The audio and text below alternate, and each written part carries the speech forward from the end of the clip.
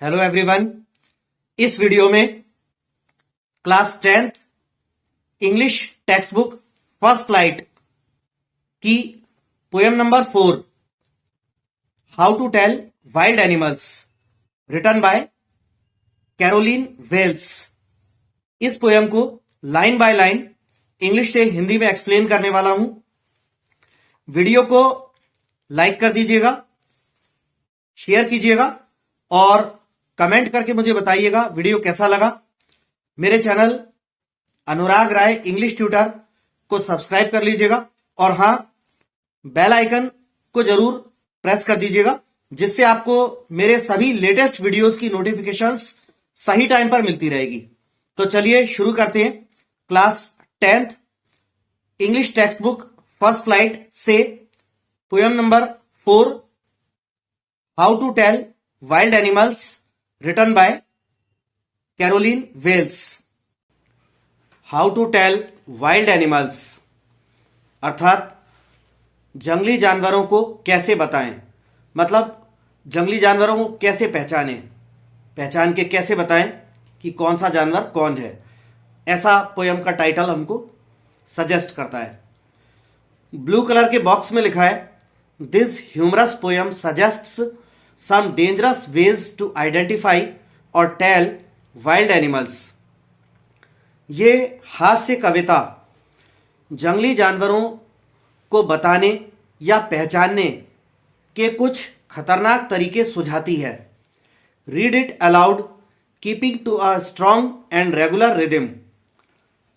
इस पोयम को एक मजबूत और नियमित लय रखते हुए जोर से पढ़िए। फर्स्ट स्टैंजा जो है ये लायन के बारे में है, तो राइट साइड पर लायन का फोटो भी छपा हुआ है। तो पढ़ते हैं हम। एक स्टैंजा को पहले पढ़कर उसके अंदर कुछ जो इम्पॉर्टेंट वर्ड्स हैं वोकेबलरी वाले, उनके मीनिंग्स एक्सप्लेन करके फिर लाइन बाय लाइन स्टैंजा को हिंदी में एक्सप्लेन करूंगा। If ever you should go by chance to jungles in the east and if there should to you advance a large and tawny beast, if he roars at you as you are dying, you will know it is the Asian lion. Tawny जो लिखा है, tawny का मतलब होता है गहरा पीले रंग का। रोर का मतलब है दहाड़ना। शेर की जो गर्जन की आवाज़ है, दहाड़ने की आवाज़, उसको रोर कहते हैं। और इसी लाइन में सेकंड लास्ट, नीचे से आप देखेंगे सेकंड लास्ट में DYIN डाइन लिखा है। ये एक्चुअली डाइंग है, डाइंग, लेकिन वो वर्ड जो है लास्ट वाली लाइन में लाइन से लय मिला सके, राइमिंग वर्ड बन सके, इसलिए डाइंग का जी हटा के उसको डाइन कराए, डाइन, ताकि वो लायन से राइम करे। तो अब पढ़ते हैं।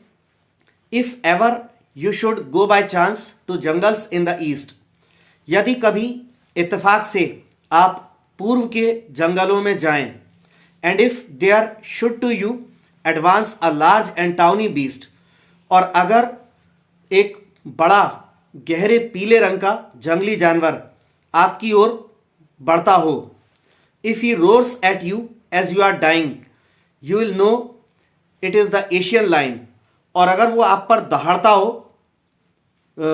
जब आप ऐसे जैसे मानो कि आप मरने वाले हो, जब आप मरने वाले हो, वो आप पर दहाड़ता हो, तो आप जान जाएंगे कि ये एशियाई शेर, सिंह है।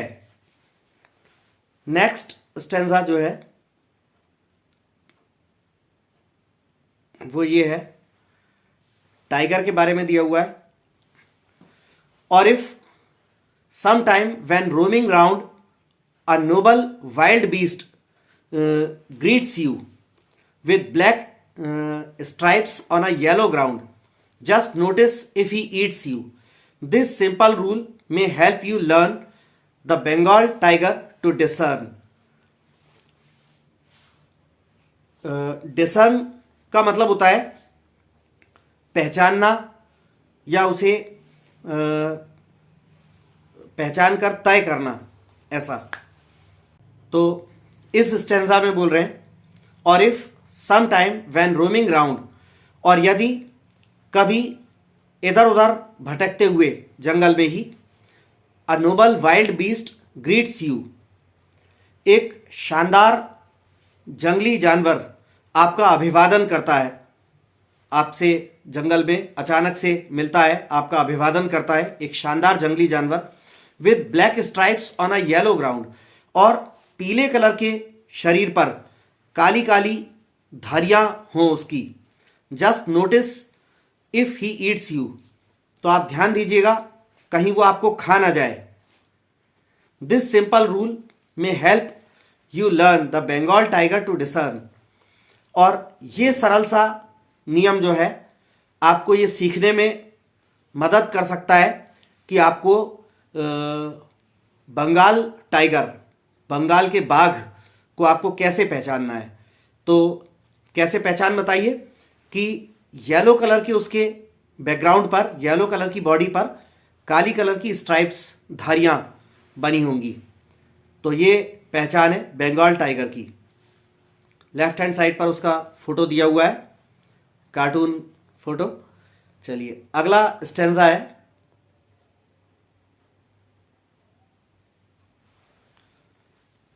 If strolling fourth a beast you view, whose hide with spots is peppered, as soon as he has leapt on you, you'll know it is the leopard. 'Twill do no good to roar with pain, he'll only lap and lap again. Strolling माने घूमते हुए, भटकते हुए। Peppered, peppered माने छितरे हुए। और ये जो सेकंड लास्ट लाइन में स्टार्टिंग में ट्विल लिखा है, ट्विल का मतलब होता है, पोएम्स में यूज किया जाता है, इट विल। ठीक, तो इसमें कह रहे हैं if strolling fourth a beast you view, अगर और आगे घूमते हुए एक जंगली जानवर आपको दिखाई दे, whose hide with spots is peppered, जिसके शरीर पर गोल गोल धब्बे से पूरे छितरे हुए हों, as soon as he has leapt on you, you will know it is the leopard, और जब वो आप पर छलांग लगा ले, आप पर कूद कर छलांग लगा पड़े, तो आप जान जाएंगे कि ये तेंदुआ है। It will do no good to roar with pain, he'll only lap and lap again, और दर्द से चीखने या कराहने से कोई फायदा नहीं होने वाला है, वो बस आपके ऊपर कूदता ही कूदता रहेगा। नेक्स्ट स्टेंजा आता है, ये भालू के बारे में आप देख सकते हैं, bear. If when you are walking round your yard you meet a creature there who hugs you very very hard, be sure it is a bear. If you have any doubts, I guess he'll give you just one more caress. तो creature का मतलब होता है कोई जीव जंतु। हग, हग माने आलिंगन करना या गले लगाना, और कैरेस का मतलब होता है लाड़ दुलार या प्यार से छूना या आलिंगन करना।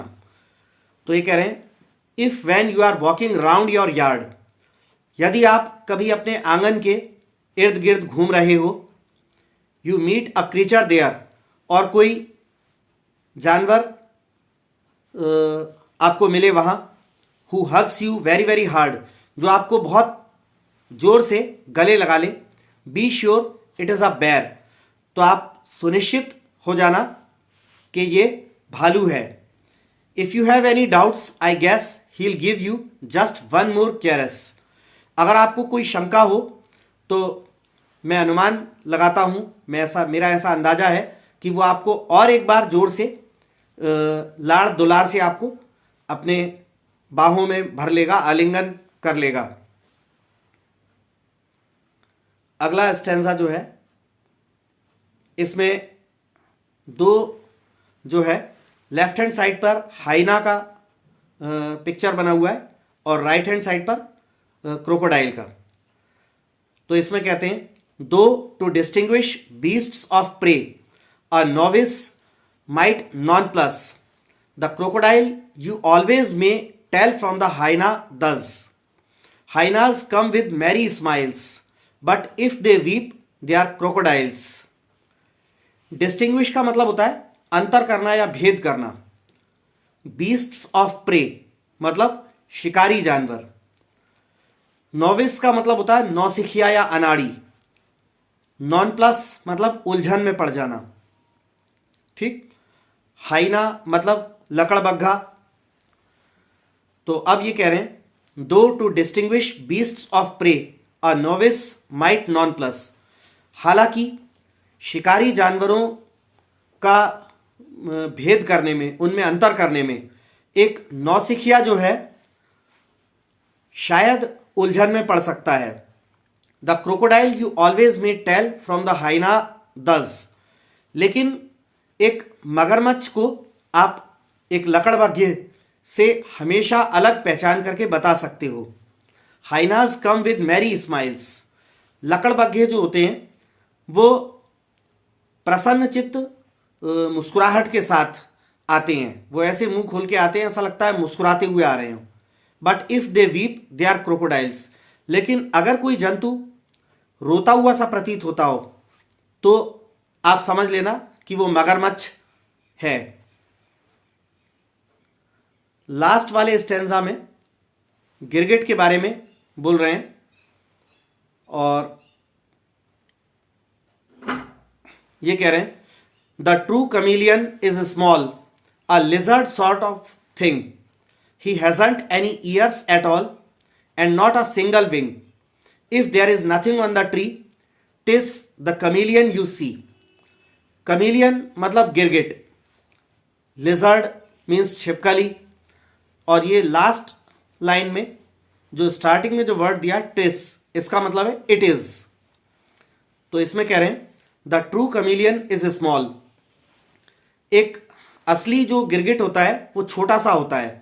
अ लिजर्ड सॉर्ट ऑफ थिंग, एक छिपकली जैसा दिखने वाला जंतु होता है।